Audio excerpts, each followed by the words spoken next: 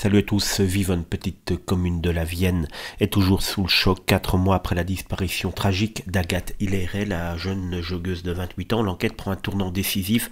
3 hommes ont été interpellés par les gendarmes et l'un d'entre eux a été placé en garde à vue. Selon les informations disponibles, il s'agit d'un quinquagénaire salarié d'une exploitation agricole récemment sorti de prison après une longue peine. Son profil l'intrigue. Inscrit au fichier des auteurs d'infractions sexuelles ou violentes, il était surveillé de près par les enquêteurs.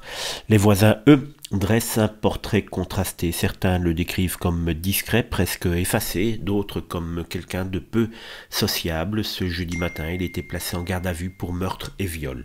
Depuis le début, l'affaire Agathe a bouleversé la France entière. Partie faire son jogging le 10 avril dernier, la jeune femme n'est jamais rentrée. Son corps a été retrouvé 3 semaines plus tard dans un sous-bois.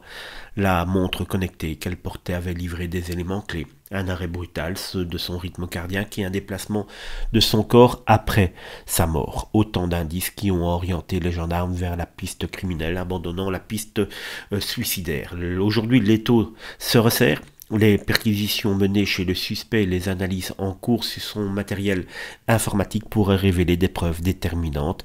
Mais la justice, elle, reste encore prudente. La garde à vue peut évoluer. Les 2 autres hommes interpellés sont pour l'instant tendus librement.